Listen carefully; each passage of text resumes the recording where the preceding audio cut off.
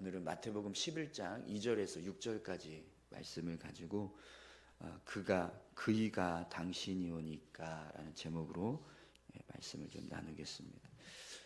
오늘 본문을 보시면 세례 요한에 관한 말씀이 나오는데요.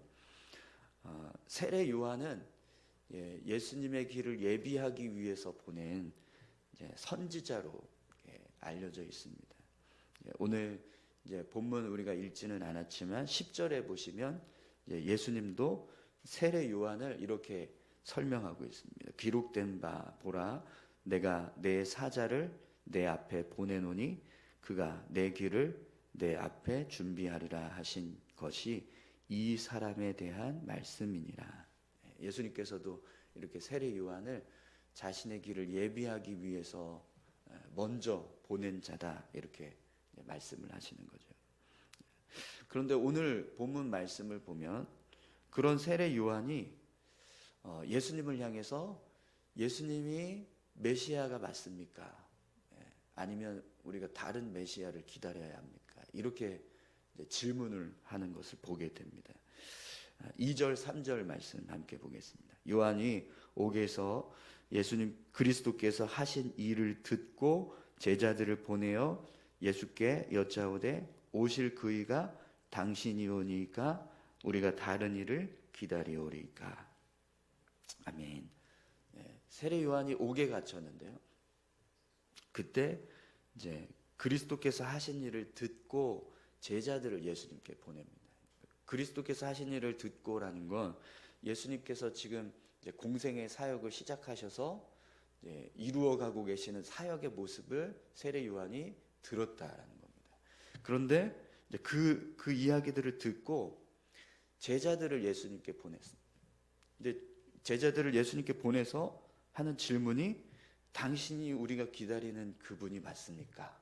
아니면 다른 사람을, 다른 그리스도를 우리가 기다려야 합니까? 다른 일을 기다려야 합니까? 이렇게 질문하고 있다는 거예요. 여러분, 예수님의 길을 예비하기 위해서 온 사람이라고 한다면 세례 요한은 누구보다 예수님에 대한 확신이 있어야 합니다. 그런데 지금 예수님을 향해서 질문하는 이 내용을 보시면 세례 요한이 예수님을 확신하지 못하고 있었다라는 것을 알 수 있습니다. 예수님에 대해서 메시아가 맞습니까? 라고 하는 어떤 의심을 가지고 있었다라는 거예요. 여러분, 왜 세례 요한이 예수님을 메시아로 확신하지 못하고 이렇게 의심하는 이런 질문을 할까요? 우리가 10장에서 예수님이 제자들을 파송하시면서 그런 말씀을 하셨어요. 복음을 전하러 갈 때 고난을 당하게 될 거다. 너희가 사람들 앞에 끌려가서 공회에 넘겨질 것이고 회당에 끌려가서 매를 맞게 될 것이고 임금들과 총독들 앞에 끌려가는 일들이 일어나게 될 것이다. 이런 말씀을 하셨습니다. 그때 두려워하지 말고 성령님께서 함께 하실 거니까 어떤 말씀을 어떻게 말해야 할지 염려하지 말라, 이런 말씀을 하셨죠. 예수님께서 복음을 전하는 제자들에게 그런 고난이 너희 앞에 있을 거다, 이렇게 이야기를 하신 거예요. 또 어제도 그저께 우리가 말씀 나눴었는데 너희들이 사람 앞에서 나를 시인하면 나도 너희를 하나님 앞에서 시인할 것이고 너희들이 나를 사람 앞에서 부인하면 나도 하나님 앞에서 너희를 부인하리라, 이런 말씀도 하셨습니다. 그러니까 어떤 고난이 와도 흔들리지 않고 예수님을 믿고 믿음으로 살아가는 그 모습을 온전하게 지켜라. 고난이 왔다고 해서 그것 때문에 흔들려서 나를 부인하는 일이 없도록 믿음을 지켜라. 이런 말씀을 하셨습니다. 그래서 나중에 어제 우리가 살펴봤던 말씀을 보면 그렇게 믿음을 지키면서 우리가 삶을 살아갈 때 예수님은 우리가 하나님처럼 여겨지게 될 거다. 하나님을 믿는 자가 예수 그리스도를 증거하고 또 하나님을 드러내면서 삶을 살아갈 때 나를 영접하는 사람이 예수님을 영접하는 사람이 되고 하나님을 영접하는 사람이 되게 하실 거예요. 그리고 그런 믿음의 사람을 영접했을 때 하나님은 그들에게 상을 주실 것이다. 이렇게 이제 말씀을 하신 거죠. 우리가 하나님을 드러내고 하나님을 믿는 믿음을 온전하게 지키면서 이 땅에서 삶을 살아가면 하나님처럼 여겨지게 하신다. 이렇게 말씀을 하신 거예요. 그런데 지금 이제 세례 요한이 예수님을 예비하기 위해서 온 예수님의 사자임에도 불구하고 예수님을 향해서 당신이 그 메시아가 맞습니까? 이렇게 질문을 하고 있다는 거예요. 그러면 도대체 왜 세례 요한이 예수님을 향한 이런 믿음을 확고하게 세워가지 못하고 흔들리는 모습을 보여주고 있는가? 오늘 본문을 보시면 2절에 처음 이 세례 요한이 어떤 상황에 놓여 있다는 걸 말씀하고 있죠. 감옥에 갇혀 있었다는 거예요. 감옥에 갇혀 있었다. 2절에 보면 세례 요한이 감옥에 갇혀 있을 때 이렇게 이제 말씀하고 있는데요. 그러니까 지금 세례 요한은 어떤 상황이냐면 고난 가운데 있는 겁니다. 예수 그리스도를 예비하는 자로 살아갈 때 헤롯 왕에 의해서 감옥에 끌려가서 고난을 당하고 있는 그런 상황이 되고 있는 거죠. 그럼 여러분, 예수님께서 제자들을 파송하시면서 말씀하셨던 이 10장의 내용들을 생각한다면 지금 이 순간에 세례 요한은 어떤 모습으로 서 있어야 되는 거예요? 어떤 상황에서도 흔들리지 말고 하나님을 시인하는 자, 예수 그리스도를 시인하는 자로 서 있어야 하는 겁니다. 너희가 사람들 앞에서 나를 시인하면 나도 하나님 앞에서 너희를 시인할 것이고, 너희가 사람들 앞에서 나를 부인하면 나도 하나님 앞에서 너희를 부인하겠다. 이렇게 말씀하셨던 주님의 그 말씀들을 생각한다면 세례 요한은 이 상황 속에서도 그래, 예수님이 메시아가 맞아, 이런 믿음의 고백을 가지고 있어야 하는 거예요. 그런데 지금 세례 요한이 어떻게 됐어요? 그 고난 앞에서 믿음이 흔들리고 있었다. 세례 요한은 예수님의 길을 예비하기 위한 사자로 왔습니다. 구약의 예언에 엘리야를 먼저 보내겠다. 예수님 오시기 전에, 메시아가 오시기 전에 엘리야가 먼저 와서 그 길을 예비할 거다. 이렇게 예언한 사람이 세례 요한인데 그 세례 요한이 믿음이 흔들리는 상황이 벌어졌다는 거예요. 그것도 고난 가운데서. 여러분, 믿음을 지킨다는 게요, 이게 쉬운 일이 아닙니다. 우리가 신앙을 지켜간다는 것이 절대로 쉬운 일이 될 수 없어요. 세례 요한도 무너졌어요. 고난 앞에서. 시험이 오니까, 고난이 찾아오니까 믿음이 흔들리는 겁니다. 시험이 닥치니까 신앙이 흔들려 버리는 상황이 벌어지게 되는 거죠. 여러분, 세례 요한이 무너질 수 있다면 오늘 저와 여러분들도 얼마든지 무너질 수 있습니다. 여러분, 우리의 믿음을 지키는 것, 이것이 그냥 이렇게 쉬운 일이 아니라는 것, 뭐 그냥 평범하게 우리의 믿음을 지켜야지라고 생각해서 될 수 있는 일이 아니라는 걸 여러분 잊지 마십시오. 예수님의 길을 예비하기 위해서 먼저 온 엘리야라고 그렇게 예언된 주의 사자입니다. 주의 사자인 세례 요한도 고난 앞에서 무너졌습니다. 고난이 닥치고 시험이 오면 우리의 신앙이 얼마든지 무너질 수 있고 흔들릴 수 있다는 거죠. 그런 모습들을 우리가 생각할 때 우리 믿음을 지키기 위해서 얼마나 우리가 힘써야 하는가, 그걸 오늘 말씀을 통해서 우리가 분명하게 알 수 있습니다. 오늘 저와 여러분들이 우리의 신앙을요 정말 잘 견고하게 세워갈 수 있기를 소망합니다. 그러면 왜 세례 요한이 무너졌을까요? 왜 무너졌을까요?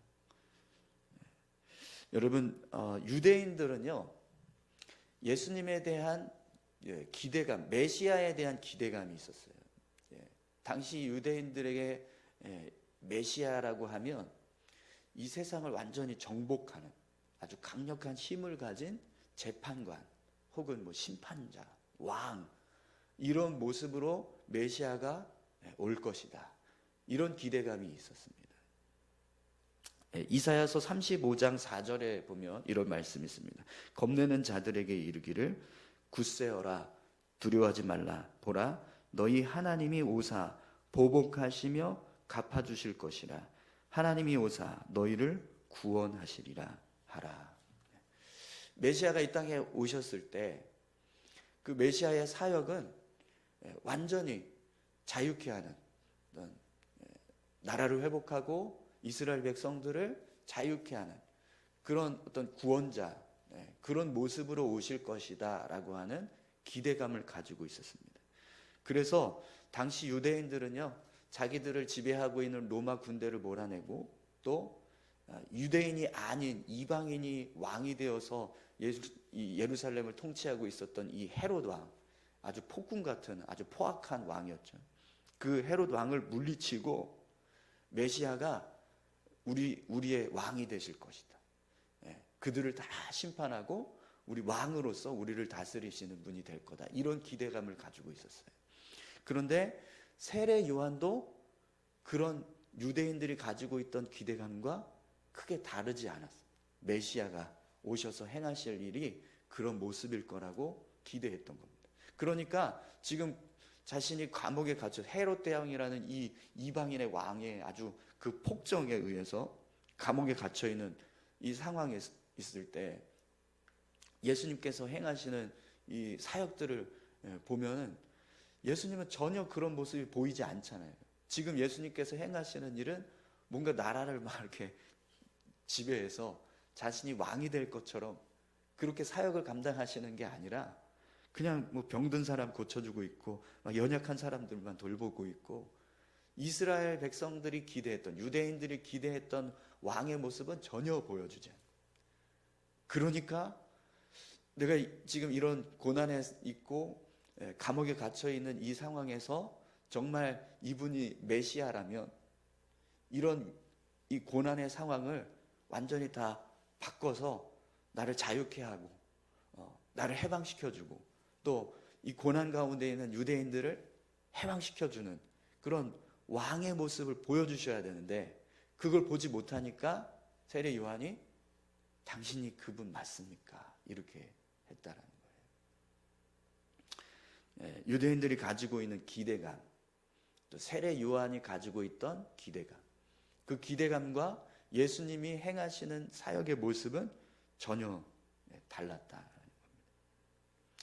그래서 예수님에 대한 믿음이 무너지는 일들이 일어났다라는 거예요. 여러분, 우리가 가지고 있는 어떤 신앙의 모습이요, 경험이나 혹은 우리의 지식을 기반으로 했을 때 우리 신앙은요 얼마든지 무너집니다.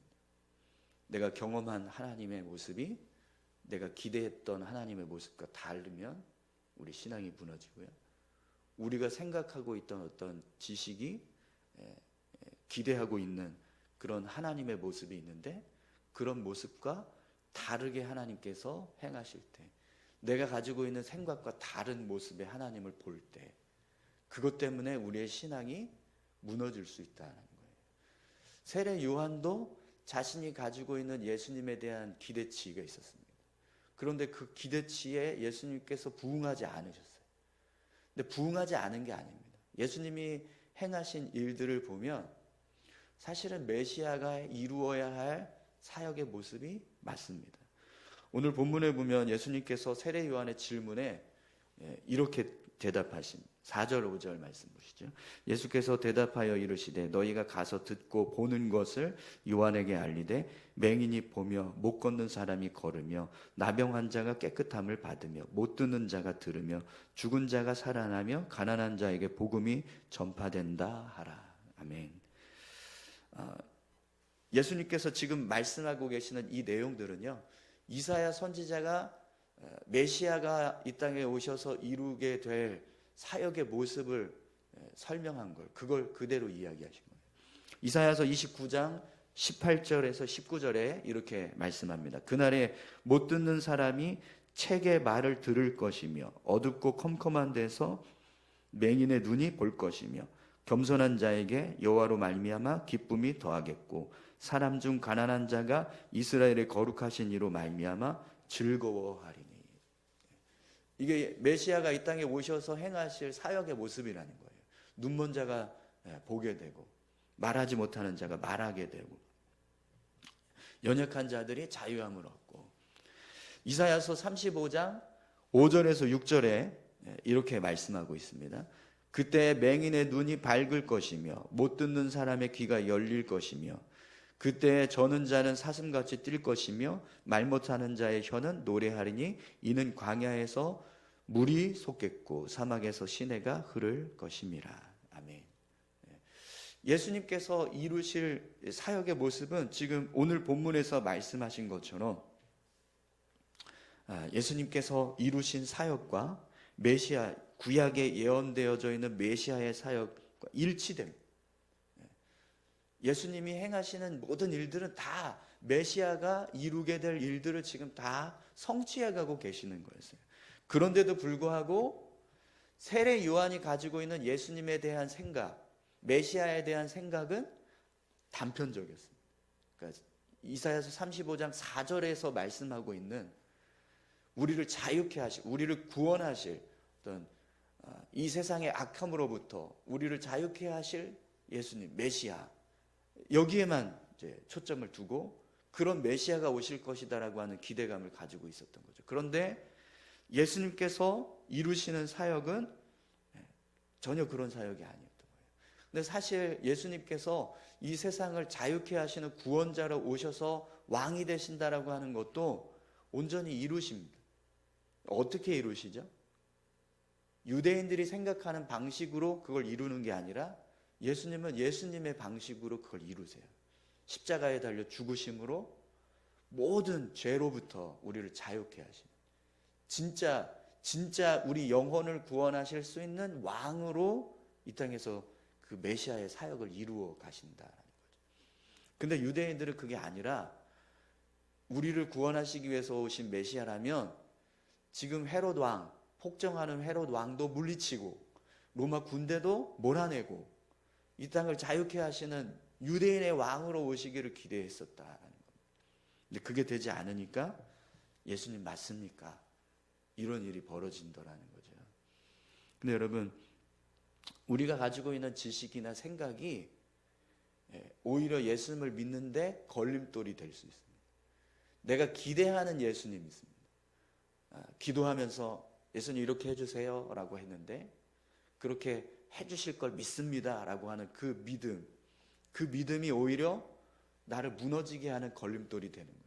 그런 일이 벌어지지 않았을 때 왜 내가 믿음으로 구했는데 그거 응답해 주시지 않지? 이렇게 돼버리면 예수님을 향한 믿음이 무너져 버리는 일이 벌어진다는 거예요. 근데 그게 왜 그러냐? 우리 신앙을 경험의 기초에서 쌓기 때문에. 내가 경험한 것, 내가 지금 체험하고 있는 것, 그걸 기초로 해서 우리 신앙을 세워버리면 얼마든지 내가 경험한 것이 내가 기대했던 하나님의 모습과 달라버리면 내 신앙이 와르르 무너져 버립니다. 이스라엘 백성들이 광야에서 40년 동안 이 광야 생활을 할 때 늘 견고한 모습으로 신앙이 세워져 가는 게 아니라 어떻게 되죠? 세워졌다가 무너지고 세워졌다가 무너지고 세워졌다가 무너지고 조금만 은혜 주시면 기뻐하고 조금만 어려움이 오면 불평하고 원망하고 신앙이 경험의 기초에서 세워지니까 세워졌다 무너졌다 세워졌다 무너졌다 이렇게 돼버립니다. 우리가 가지고 있는 지식을 가지고 그 지식을 기초로 해서 믿음을 세워버리면요 나중에 가룟 유다가 예수님을 30에 은 30에 팔아 넘겼어요. 왜 그랬냐면 가룟 유다도 유대인들이 생각하는 메시아의 모습을 예수님께 기대했었거든요. 자, 예수님께서 이제 이 나라를 정복하고 왕이 되면 한몫하겠지 이런 기대감이 있었던 거예요. 근데 그게 이루어지지 않고 예수님이 십자가로 향하시니까 안 되겠다 그래서 예수님을 팔아 넘기는 그런 일들이 일어나게 되는 겁니다. 근데 세례 요한도 그랬어요. 감옥에 갇히고 고난이 찾아오니까 자신이 기대했던 예수님과 전혀 다른 예수님의 모습을 보고 신앙이 무너져버려요. 여러분, 오늘 저와 여러분들의 믿음이, 우리의 신앙이 말씀에 기초한 신앙 되시기를 소망합니다. 말씀에 기초하지 않으면요, 우리 신앙 무너질 수 있습니다. 경험이나 내가 가지고 있는 지식, 그게 내 신앙을 기반하는 기초가 될 수 없습니다. 우리는요, 성경에서 말씀하고 계시는 말씀들을 통해서 우리 신앙을 세우고 우리 믿음을 세워가야 될 줄로 믿습니다.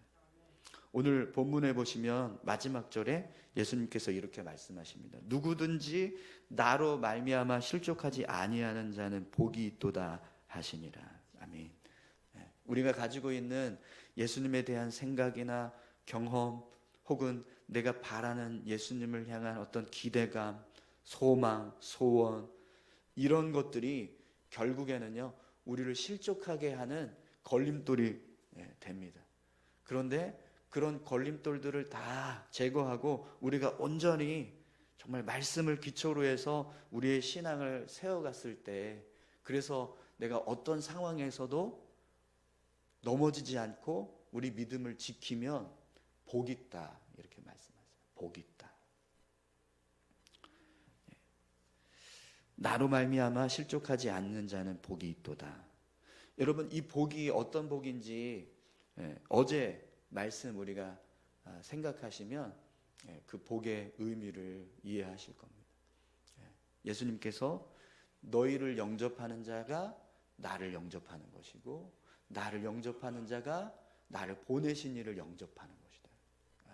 내가 믿음을 가지고 이 땅에서 삶을 살아갈 때 내가 하나님처럼 된다는 거예요. 하나님처럼. 사람들이 나를 하나님처럼 그렇게 인정하는 그런 자격이 우리에게 주어진다는 거예요. 이거는 정말 놀라운 축복이거든요. 우리를 영접해 주는 자를 하나님께서 상 주시겠다, 이렇게 말씀을 합니다. 정말 놀라운 특권입니다. 그만큼 우리 신분이요, 완전히 바뀌는 거예요. 그러니까 죄인에서 하나님을 대리하는 자로 바뀌어지는 복, 그게 하나님을 믿는 자에게 주어지는 복이라는 겁니다. 오늘 저와 여러분들이 그런 복을 누리는 자가 되시기를 소망합니다. 그런데 이 복이 어떻게 해서 우리에게 지켜지느냐? 무너지지 않아야 된다는 거예요. 실족하면 안 된다는 겁니다. 어떤 시험이 와도, 어떤 고난이 와도 그 고난 속에서 우리 믿음을 반드시 지켜가고 바르게 세워가면, 그래서 어떤 상황에서도 예수님을 부인하거나 부정하는 모습이 아닌 끊임없이 시인하고 있는 믿음의 모습을 지켜가면, 그러면 그 복이 임한다. 네. 근데 여러분, 세례 요한이 무너졌어요. 세례 요한이 무너졌습니다. 세례 요한이 무너졌다면 우리는요, 정말 100번, 1000번 무너질 수 있습니다. 그러니까 여러분, 우리 믿음을 무너지지 않도록 잘 지켜가시기 바랍니다. 그러기 위해서는 우리가 말씀을 더 가까이 하고 말씀을 바라보고, 내 경험, 내가 가진 지식을 의지하기보다 성경의 말씀을 붙들어야 합니다. 말씀에서 뭐라고 이야기하시는지 우리가 듣고 하나님의 뜻을 더 깊이 상고하고, 그렇게 우리의 믿음을 지켜갈 때 우리 신앙이 흔들리지 않는 믿음의 모습으로 세워지게 될 줄 믿습니다. 오늘 저와 여러분들 모두가 고난이 왔을 때 시험이 드는 그런 모습이 아니라 끝까지 예수님을 붙잡고 우리의 믿음을 지켜가는 그런 귀한 견고한 믿음을 세워가실 수 있기를 축원합니다. 우리 다 같이 함께 기도하실까요? 세례 요한이 참 감사한 건, 예수님께서 세례 요한의 이 질문에 그가 가지고 있던 왜곡된 생각들, 잘못된 어떤 메시아에 대한 상을 바로 잡아주시는 은혜를 지금 허락해 주신 겁니다. 세례 요한은 제자들의 이야기를 듣고 예수님이 맞구나, 이렇게 생각했을 겁니다. 여러분, 고난이 왔을 때 우리가 붙들어야 하는 것은 말씀인 줄 믿습니다. 예수님께서 우리에게 주시는 말씀 붙잡고, 하나님께서 우리에게 허락해 주신 이 말씀을 붙잡고 나아갈 때 우리가 우리의 믿음을 지키고 우리 신앙을 견고하게 세워가게 될 줄 믿습니다. 오늘 우리의 신앙이 말씀에 근거한 신앙, 우리의 믿음의 기초가 하나님 말씀에 기초가 된 믿음이 될 수 있게 해달라고. 그래서 어떤 고난이 와도 실족하지 않고 하나님 앞에서 복받는 자 될 수 있게 해달라고 우리 다 같이 함께 기도하시겠습니다. 하나님 아버지 감사합니다. 하나님, 고난이 오면 믿음이 흔들릴 수밖에 없습니다. 시험이 오면 우리의 신앙이 흔들릴